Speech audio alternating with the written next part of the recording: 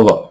I'm going to be talking about a subject that is a very peculiar one because the amount of loss that the Native Americans experienced, especially through westward expansion, was quite severe.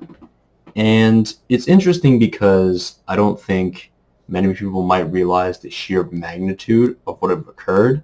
So through this homework, that's what I aim to accomplish through my visual representation of a geographical map displaying the loss of land over time. Now, to kind of get started off with this data analysis, I was originally able to acquire these data sets through two sources. The first one was an overlay of the United States map, which can be found here. I used the 20M version with a GeoJSON file to make it.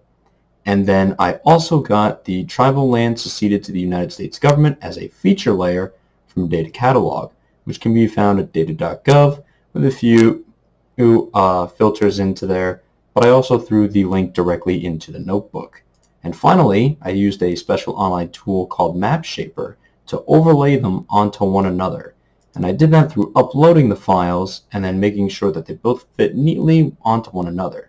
There's also special tools you can use to further simplify the model using planar geometry or preventing shape removal. So I used a combination of these, not really anything too extreme, to make it so that it would all line up nicely, and I was able to export it as a topo.json file.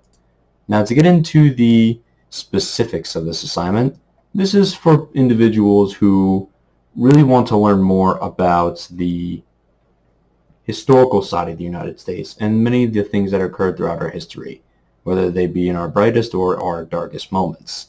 Now, to go into detail about the graph itself, as you can take this scroll bar provided and then drag it over, just because the original map is quite large, what we can see, as we can also drag it across here to see the scale going all the way from America's inception to the date of January 1st of 1970, is that the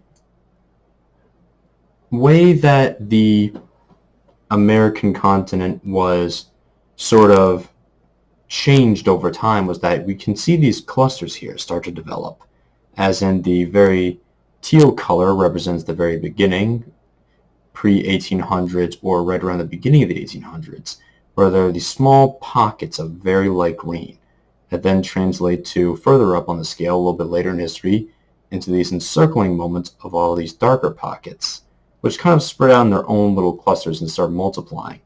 And then what we can see is a very interesting pattern is that once settlers were able to sort of establish themselves, it seems they would all jump to another area and then try to establish there again.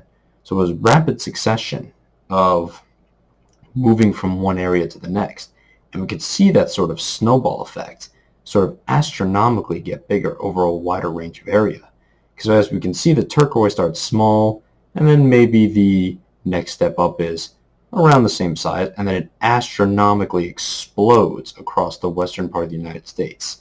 So it rapidly increases with succession, with a rare exception of land that was seceded in the 1950s, as we can see right here.